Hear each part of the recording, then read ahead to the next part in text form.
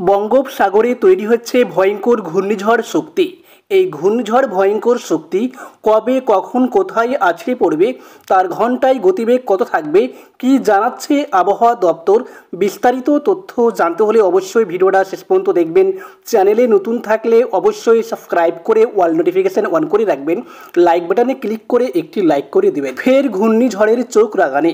বঙ্গোপসাগরে এবার তৈরি হচ্ছে ঘূর্ণিঝড়। এমনই খবর সূত্রের 23 থেকে 28 মের মধ্যে এই ঘূর্ণিঝড় তৈরি হতে পারে বঙ্গোপসাগরে, যার নাম শক্তি।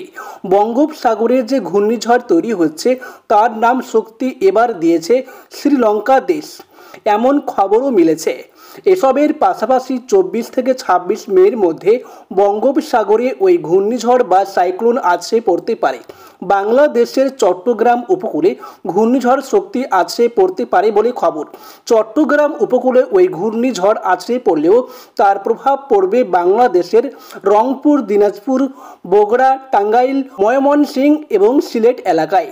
ওই সময় বাংলাদেশের যত নদী কেন্দ্রিক ফেরিঘাট রয়েছে সেগুলি যেন খালি করে দেওয়া হয় বলে জানানো হয়েছে। এদিকে বাংলাদেশের আবহাওয়া দপ্তর সূত্রের খবর, বঙ্গোপসাগরের উপর বাংলাদেশের দিকে তৈরি হচ্ছে আরেকটি ঘূর্ণিঝড়।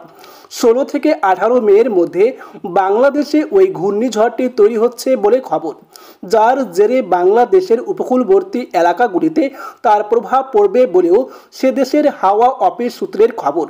বাংলাদেশের উপকূলবর্তী এলাকাগুলিতে ঘূর্ণিঝড়ের প্রভাব পড়লে এই বাংলা তার জেরে কতটা ক্ষতিগ্রস্ত হতে পারে সে বিষয়ে কিছু এখনও জানানো হয়নি।